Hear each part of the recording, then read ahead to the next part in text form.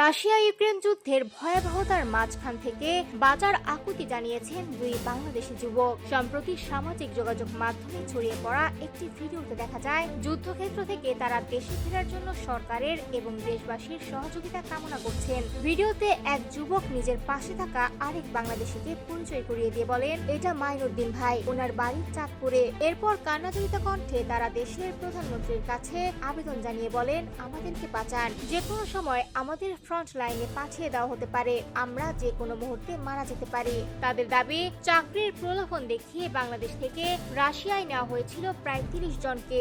বলা হয়েছিল নির্মাণ কাজ কিংবা কোম্পানিতে চাকরির সুযোগ দেওয়া হবে, কিন্তু সেখানে পৌঁছানোর পর বাস্তবতা ছিল সম্পূর্ণ ভিন্ন। তারা জানান, রাশিয়ায় পৌঁছানোর পর তাদের দুটি দলে ভাগ করা হয়। এরপর মাত্র 3 থেকে 4 দিনের প্রশিক্ষণ দিয়ে যুদ্ধক্ষেত্রে পাঠিয়ে দেওয়া হয়। 5-6 জন করে তাদের ফ্রন্ট লাইনে মোতায়েন করা হয়, যেখানে প্রতিনিয়ত চলছে ড্রোন হামলা, গ্রেনেড বিস্ফোরণ এবং মাইন বিস্ফোরণের ঝুঁকি। সবচেয়ে হৃদয় বিদারক তথ্য হলো, তাদের সঙ্গে যাওয়া 30 জনের মধ্যে ইতোমধ্যে 12 জন নিহত হয়েছেন বলে দাবি করেছেন ওই দুই যুবক। বর্তমানে মাত্র 4 জন জীবিত আছেন, আর তারাও সবাই আহত।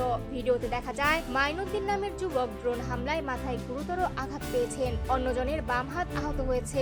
অসহায় কণ্ঠে তারা বলেন, আমরা এভাবে মরতে চাই না, মৃত্যুর পর অন্তত যেন নিজের দেশে জানাজা হয়। আমাদেরকে উদ্ধার করুন, আমাদের জীবন বাঁচান।